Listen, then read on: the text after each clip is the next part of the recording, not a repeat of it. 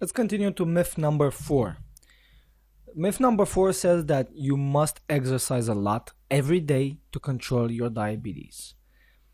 At least that's what the fitness experts would like you to believe.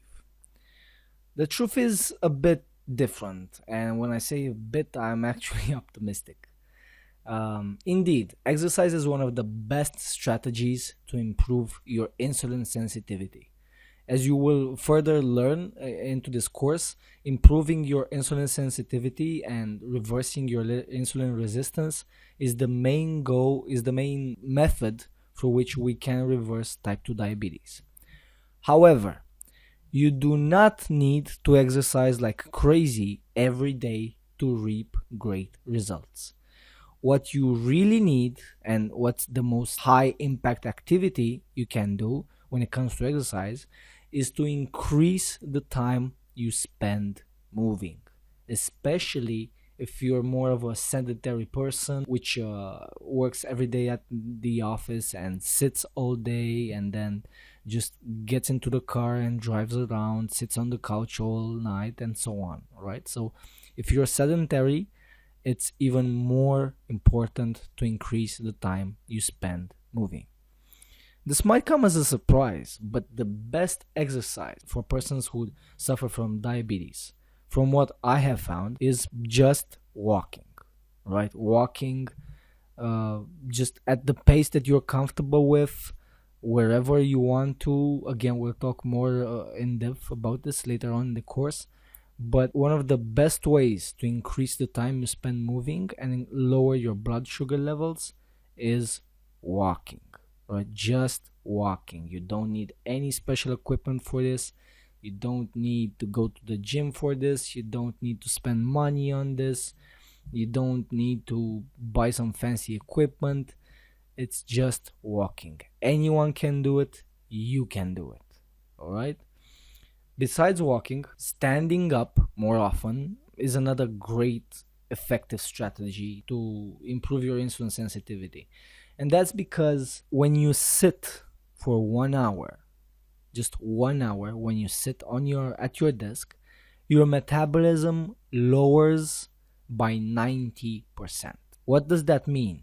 Your metabolism is I won't get into many details because we want to keep this short, but if your metabolism lowers itself, then your body cannot lower blood sugar as effectively as it should, right? So imagine that your metabolism reduces its effectiveness by 90% after just 1 hour of sitting. Imagine what that can do to your blood sugar, especially if you sit for 1 hour after you have a big meal such as lunch, right? So maybe you can now understand much better why standing up more often is very important. And since you're gonna stand up, you can't do nothing, right? Just standing there. So while you're standing, you can also stretch, move around, walk a bit, just be active, right? This is the big theme when it comes to exercise for diabetes. Just be active. Start with that.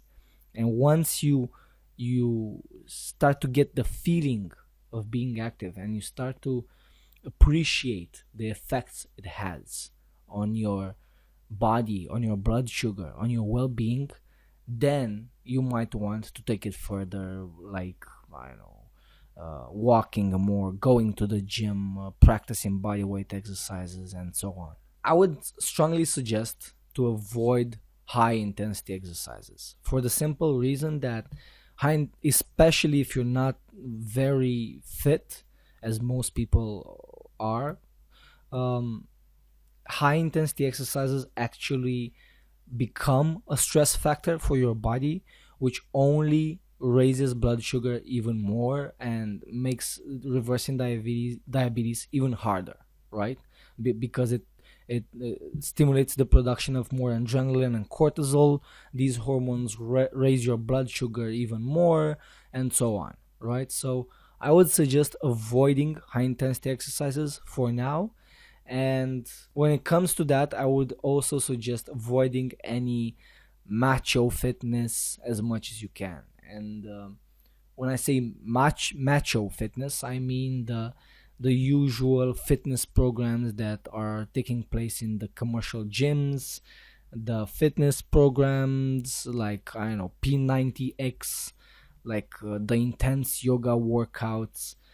Believe me, a lot of people have injured themselves and burned out and created even more health problems because of those problems, rather than just losing weight and getting fitter, which was their initial goal, I presume.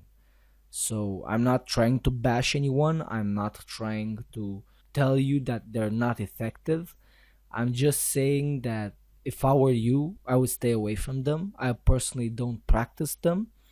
And if you value your health and if you want to make a slow transition and a healthy transition to a fit and healthy body with normal blood sugar levels, I would suggest avoiding these macho fitness activities.